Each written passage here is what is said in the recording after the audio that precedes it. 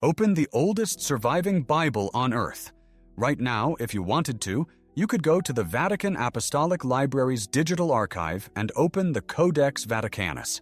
It is publicly available online. Written around 325 AD, 1200 years before the King James Bible, older than most of the theological traditions that shape Christianity today. Open Mark chapter 16. Read to verse 8. "And they went out quickly and fled from the sepulchre, for they trembled and were amazed. Neither said they anything to any man, for they were afraid." Then it stops. No risen Jesus appearing to Mary Magdalene. No appearance to the 11 disciples. No Great Commission. No promise of signs and wonders. No picking up serpents. No drinking poison without harm.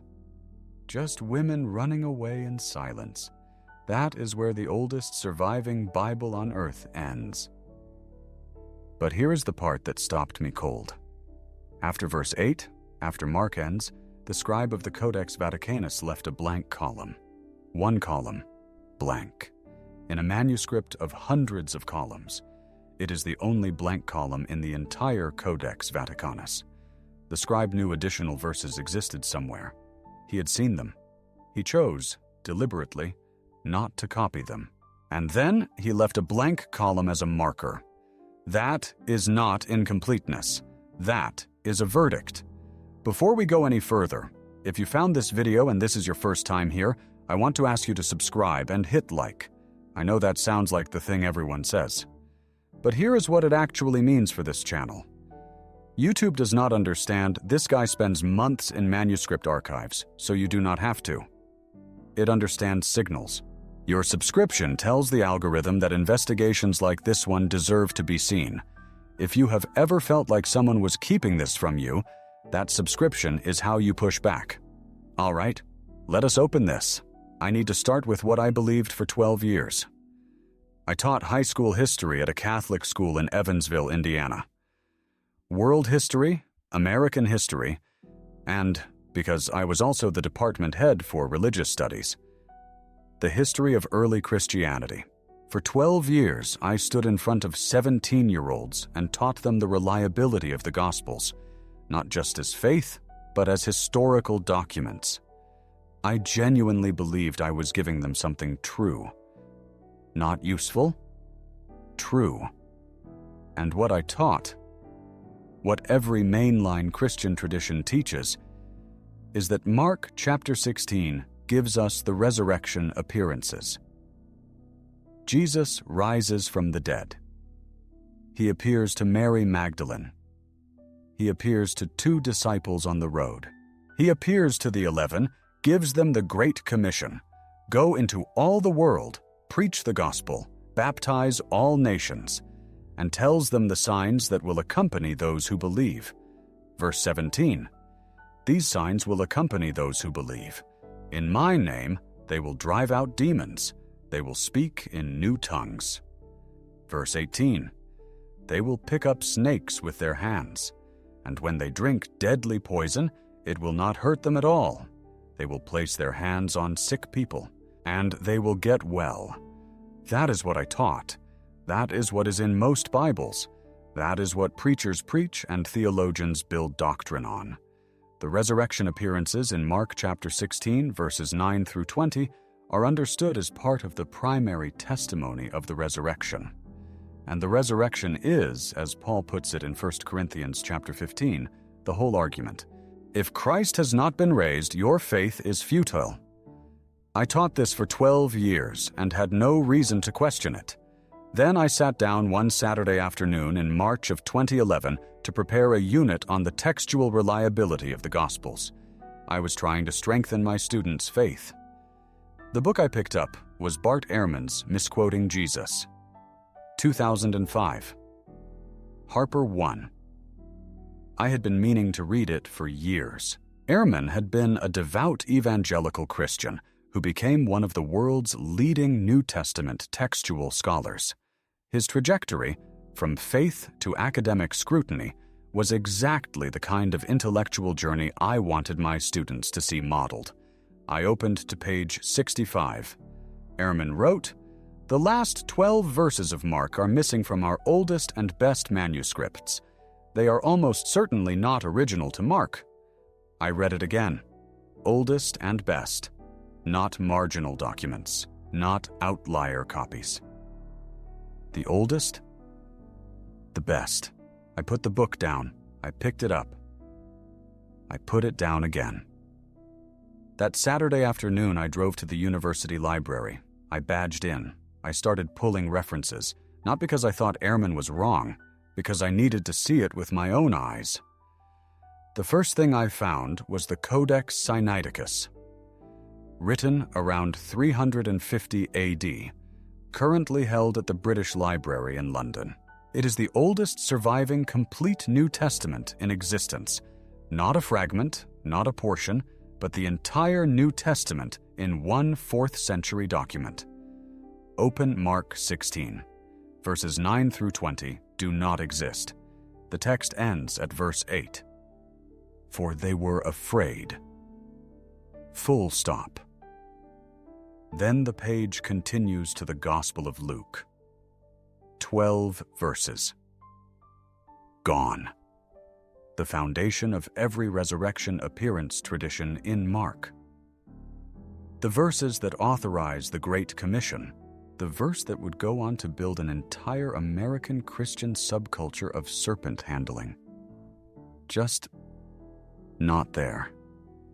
I sat in that library for a long time, and then I thought, if this manuscript does not have the ending, maybe it is just this manuscript. Maybe there is a textual explanation. Scholars deal with variants all the time. Maybe I am missing something. So I kept pulling. The Codex Sinaiticus was not the end of it. It was the beginning. Here is the story of how that manuscript came to light. In 1844, a German scholar named Constantin von Tischendorf traveled to St. Catherine's Monastery at the foot of Mount Sinai, the oldest continuously operating Christian monastery in the world, at the base of the mountain where tradition says Moses received the 10 Commandments. Tischendorf was on a manuscript hunting expedition. He was looking for early biblical texts. What he found exceeded anything he expected. In the monastery's collection, largely uncatalogued and partially unread for centuries, was a nearly complete Greek Bible written in the 4th century. Tischendorf understood immediately what he was holding. After years of negotiation, the acquisition process was complex and politically fraught and has never been entirely uncontroversial. The manuscript came to the scholarly world, and what it showed in Mark 16 was exactly what Ehrman described. Verse 8, then silence. The Sinaiticus has been available to scholars since 1844. The theological community has known what it contains for over 180 years.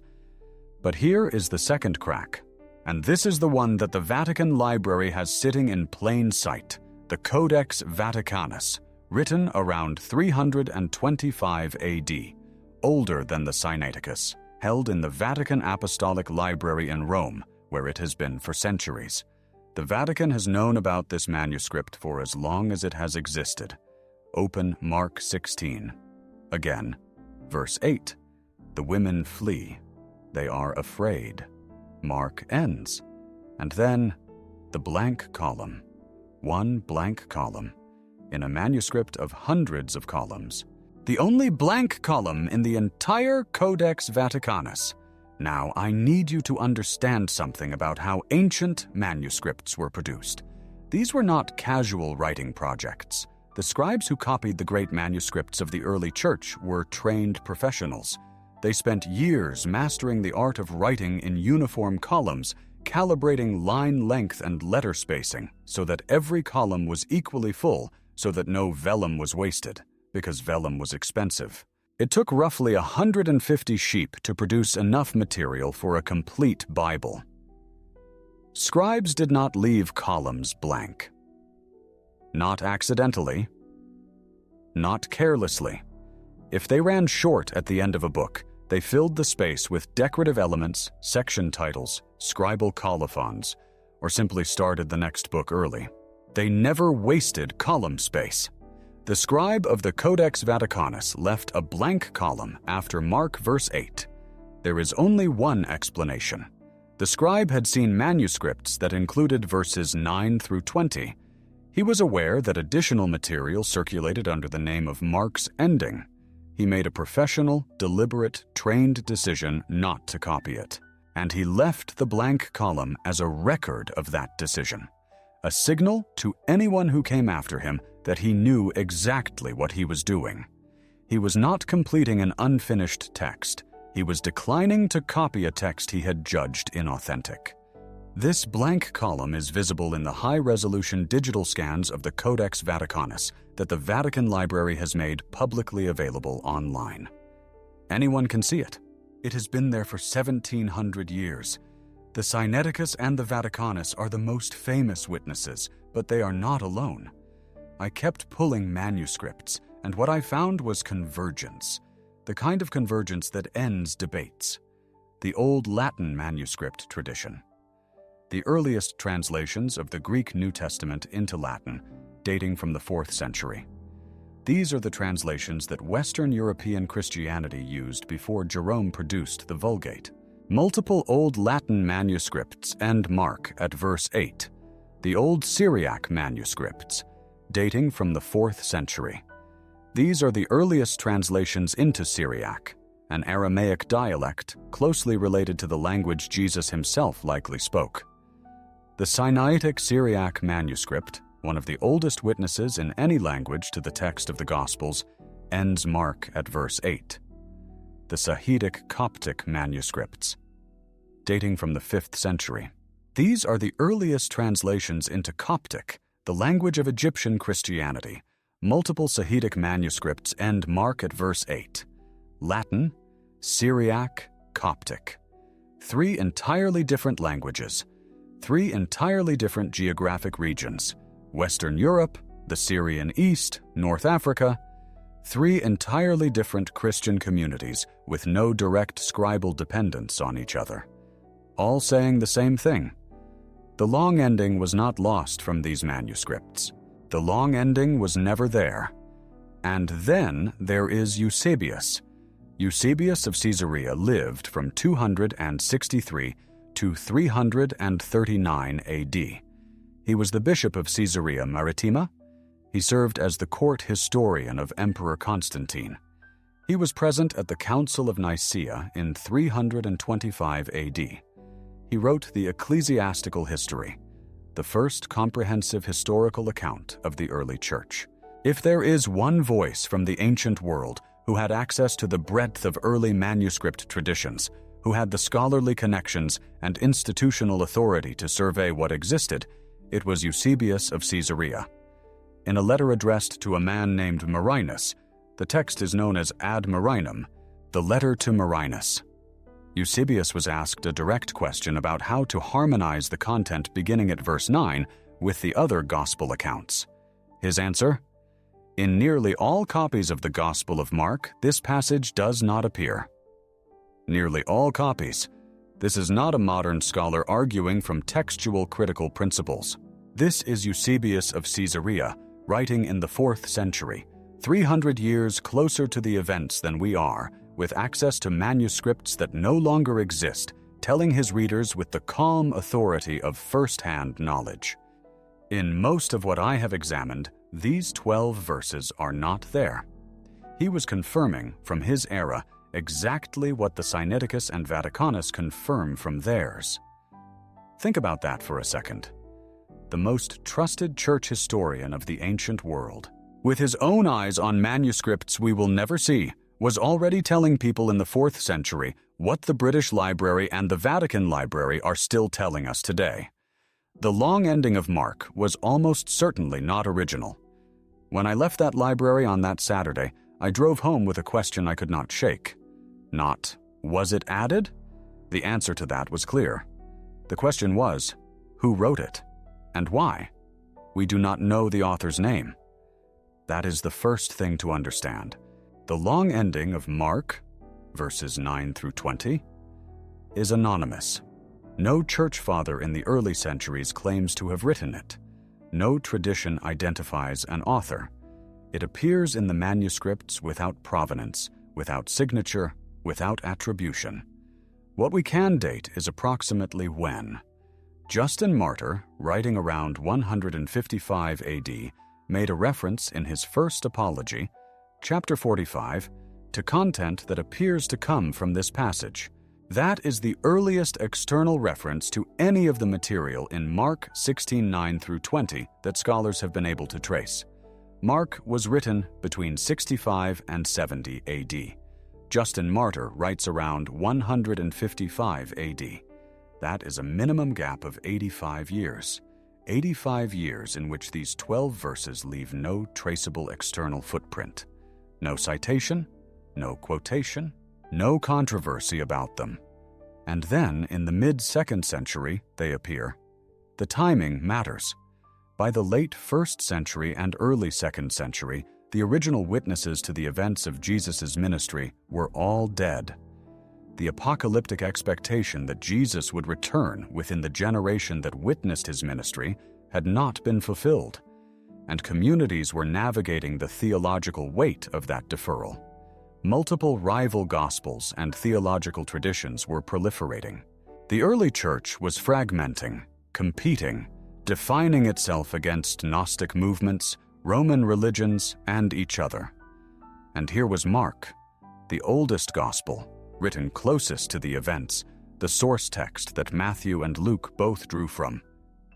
Ending not with victory, not with commission, not with the triumphant risen Lord standing before his disciples, but with women fleeing from an empty tomb, saying nothing to anyone, because they were afraid.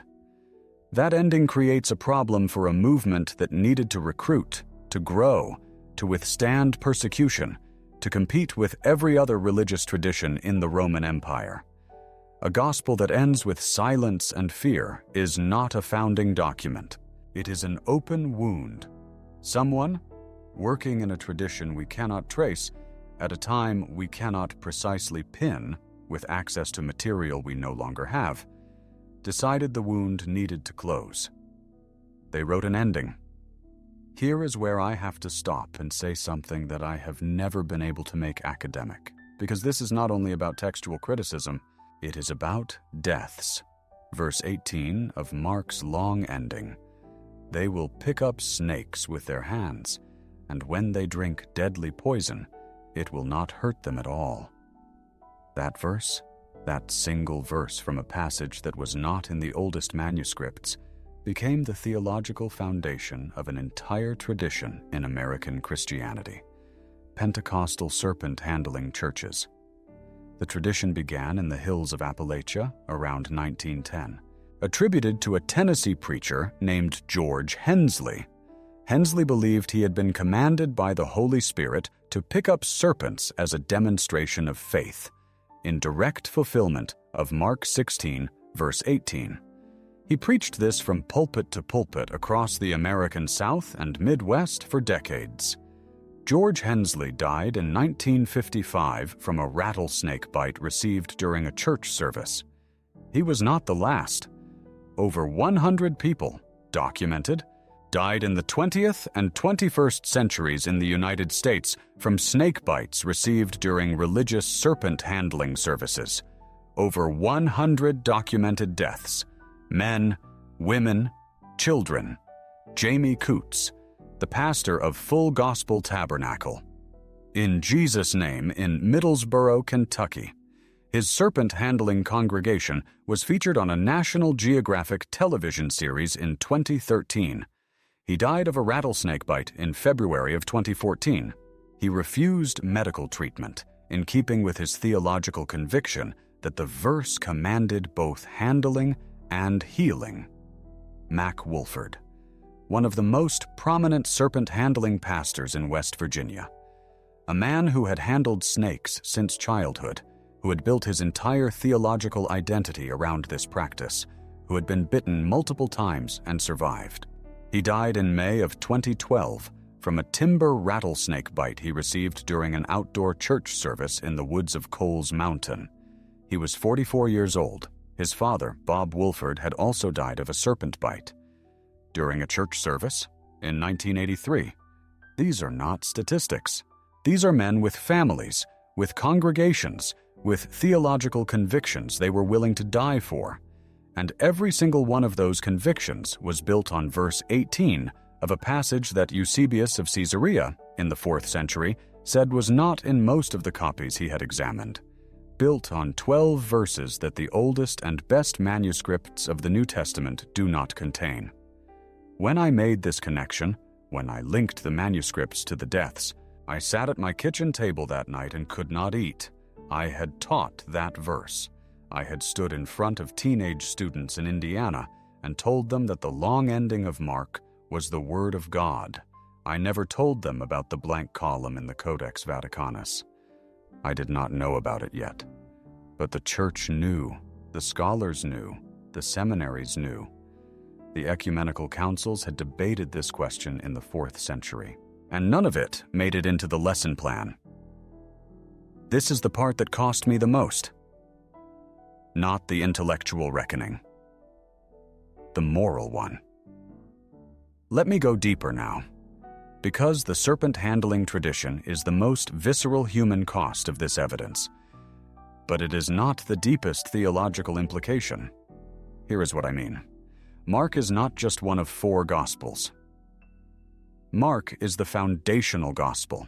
The consensus of New Testament scholarship, established through over 2 centuries of careful textual analysis, is that Matthew and Luke both used Mark as a primary source when writing their own accounts. This is called Markan priority. It means that the vast majority of Mark's content appears in recognizable form in both Matthew and Luke. They took Mark and worked with it, which creates a question. If Mark, the source text, the foundation, originally ended at chapter 16, verse 8, with no resurrection appearances, then where did the resurrection appearance narratives in Matthew, Luke, and John come from? Matthew 28. Jesus appears to the women near the tomb, then to the 11 disciples on a mountain in Galilee, where he gives the Great Commission. Beautiful, definitive. Luke 24. The road to Emmaus. 2 disciples walking, a stranger joins them. They do not recognize him until he breaks bread. Then the appearance to the 11 in Jerusalem. Then the ascension. John 20 and 21. Mary Magdalene at the garden tomb. The appearance to the disciples behind locked doors. Doubting Thomas. The appearance at the Sea of Tiberias with the miraculous catch of fish. The restoration of Peter. These are the stories that the Christian imagination has drawn on for 2,000 years. These are the scenes that art, music, theology, and liturgy have built entire traditions around. Now, Mark ended at verse 8. Matthew and Luke drew from Mark. The appearance narratives in Matthew and Luke did not come from Mark. They came from somewhere else, from oral traditions, from independent sources we no longer have, from theological development in the decades between Mark's composition and the writing of Matthew and Luke. I want to be precise here. This does not prove those traditions are not historical. It does not prove the resurrection did not happen. What it proves is that the resurrection appearances were not the original centerpiece of the earliest gospel. They were woven into the written tradition after Mark ended at the empty tomb. But here is the reading that I have wrestled with the most. John Dominic Crossan has argued, and this is contested territory. N.T. Wright has engaged with it from a very different theological position, that Mark's ending at verse 8 was intentional. Not an accident. Not a lost page. Not an incomplete manuscript. A deliberate theological choice. In this reading, Mark's gospel ends with an empty tomb and women who are afraid, because that is the entire point. The absence is the message. The open wound is the theology. Think about what Mark would be saying. He is not saying the resurrection did not happen. He is saying, You will not find the resurrection in a written text. You will not find it by reading an authorized ending. You will encounter the risen Christ in your own life, in your own fear, in the same silence the women encountered at the tomb. The empty tomb is not a cliffhanger. It is an invitation. And the later scribes, the ones who added verses 9 through 20, who wrote Jesus appearing to Mary, appearing to the disciples, giving the Great Commission, misread it. They read Mark's intentional silence as incompleteness. They looked at the open wound and decided it needed sutures. They replaced what may have been the most radical ending in the history of religious literature with a conventional resolution. If Crossan is right, the Church did not just add 12 verses. It erased the theological meaning that the first evangelist deliberately chose. I want to come back to the blank column in the Codex Vaticanus one more time, because I think this is the detail that gets lost when this story is told academically. The blank column is not a footnote. It is a physical act. The scribe of the Codex Vaticanus, working in a scriptorium somewhere in the mid-4th century AD, producing one of the most important biblical manuscripts in the history of Christianity, sat down and made a decision. He had access to a manuscript or manuscripts that included verses 9 through 20. He knew the longer ending existed. He chose not to copy it. And then, instead of starting the next book in the empty column space, as any trained scribe would normally do, he left it blank. That blank space has been sitting in the Vatican for 1,700 years. Every scholar who has examined the Codex Vaticanus has seen it. Every Vatican library archivist has seen it. The manuscript has been there. The blank column has been there. The evidence has been there. The Vatican Library digitized the Codex Vaticanus and made it publicly available online. The blank column is visible in high resolution. Anyone can access it. This is not hidden. This is not suppressed. It is the most public possible form of disclosure. Published by the Vatican itself, visible to anyone with an internet connection. What is less visible is what it means.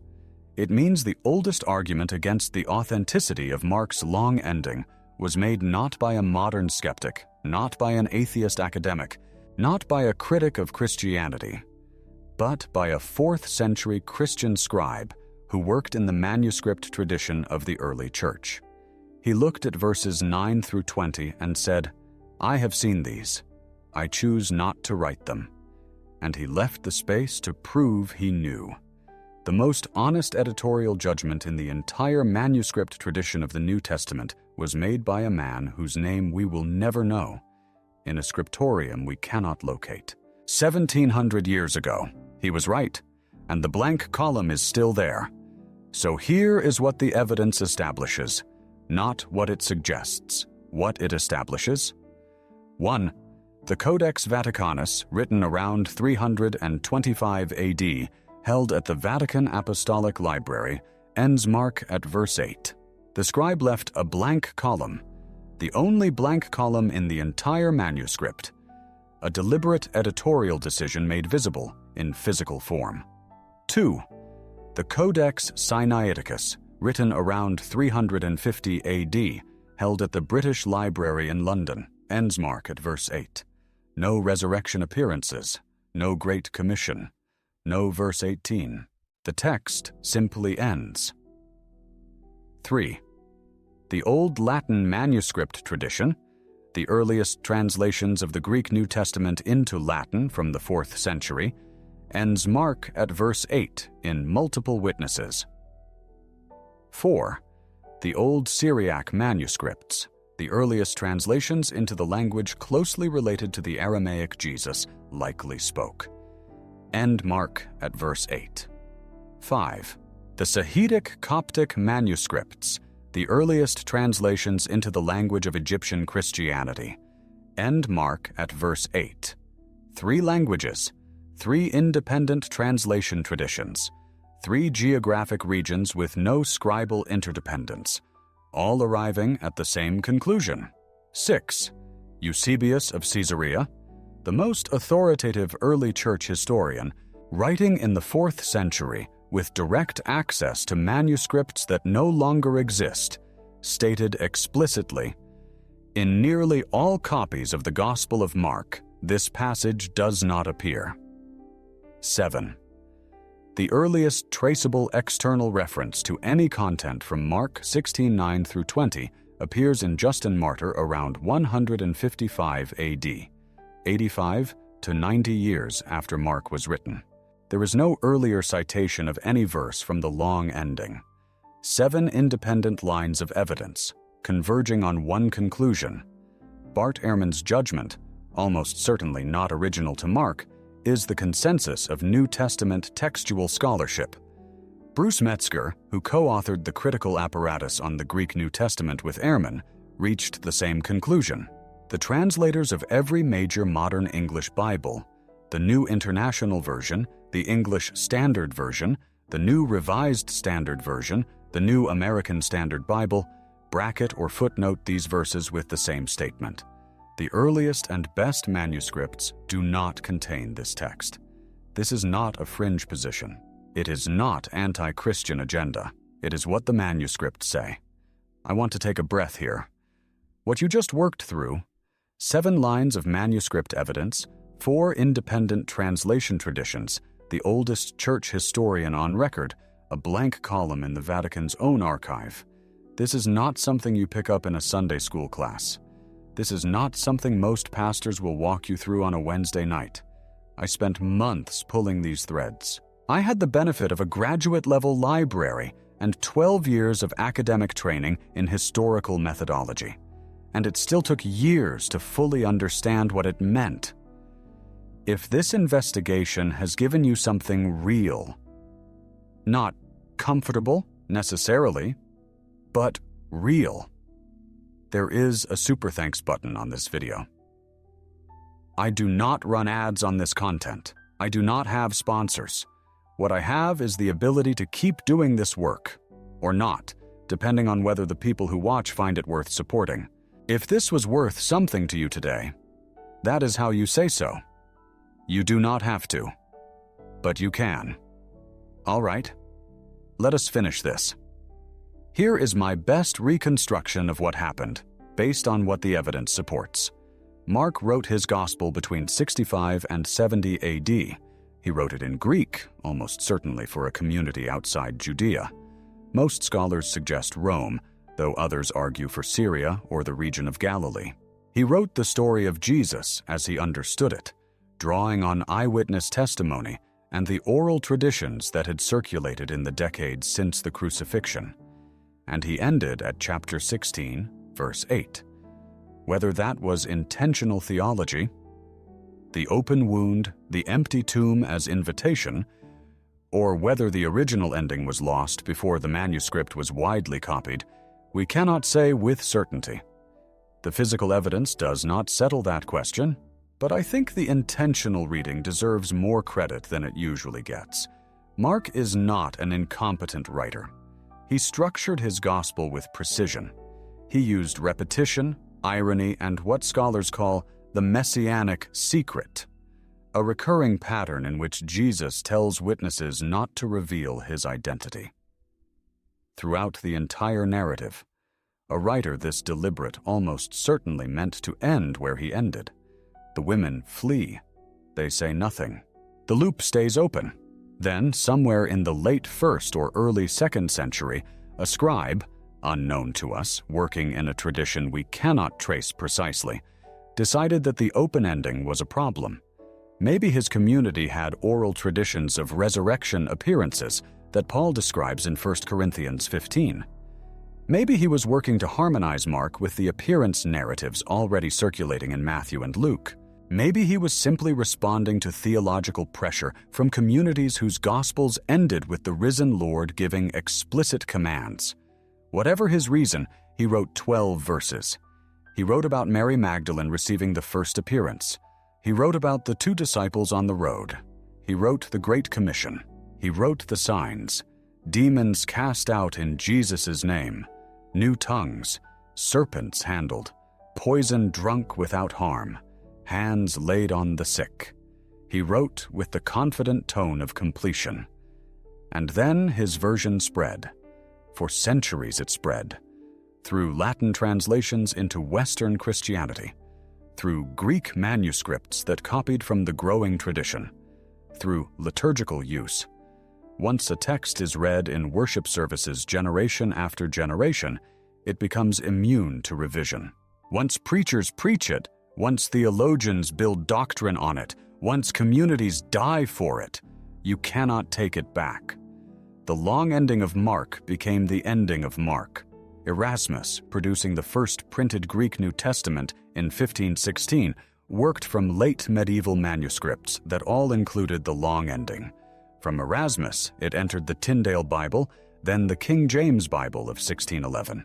From there, into every pulpit in the English-speaking world, until 1844, until Tischendorf at St. Catherine's, until the Sinaiticus came to light, until scholars who looked at what Tischendorf found compared it to the Vatican's own manuscript and understood what the blank column meant. Here is what I want to say now, and I want to be careful to say it accurately. This does not prove the resurrection did not happen. Textual evidence about what scribes wrote or did not write in the 4th century is not historical evidence about what happened in Jerusalem in 30 AD. Those are different questions operating at different levels of inquiry. What this does establish is that the resurrection appearance narratives in Mark 16, the ones that authorized the Great Commission, that commanded the signs of faith, that included picking up serpents, are not original to the earliest gospel. They were added by someone for reasons. And the implications of that addition have rippled through 2,000 years of Christian history in ways that the person who wrote those 12 verses almost certainly never anticipated. I think about George Hensley, dying of a rattlesnake bite in 1955, having built 50 years of ministry on verse 18. I think about Mac Woolford, 44 years old, dying in the woods of West Virginia, following his father into the same death from the same verse. I think about every child raised in a serpent-handling congregation who sat in pews and watched adults pass rattlesnakes around and was taught that this was obedience to the direct command of Jesus Christ. And I think about the scribe of the Codex Vaticanus, a man who had seen those verses, who had them available, who chose not to copy them, who left a blank column so that everyone who came after him would know, I was here. I saw this. I chose silence over completion. He was trying to protect something. He could not. But he left the mark. Something in the pinned comment did not make it into this video.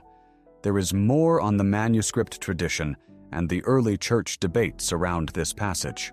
If you want to go further into this, it is there. The ending was not lost, it was written. Here is what I want to know from you. Not, did this surprise you? The question is, what do you do with it? If you grew up with Mark 16 as the Great Commission, as the direct words of the risen Christ, as the authorization for everything from missionary work to evangelical theology to serpent handling, and now you know that those words were not in the oldest manuscripts of the New Testament, what does that do to your faith? Some people I have talked to find this liberating. The faith does not have to rest on a fabricated ending. The resurrection becomes something you encounter in the silence of an empty tomb, not something you prove by quoting 12 verses that a scribe added a century later. Other people I have talked to find this devastating. If the scribes wrote the ending, what else did they write? Where does the patching stop? I do not have a clean answer. I left that classroom in Evansville 15 years ago, and I am still holding both things at the same time. Love for the historical Jesus and grief for the institution that taught me to seek truth and then punished me when I found it. Write it in the comments. Seriously, I read them. These are not hypotheticals for me. You decide what to do with this.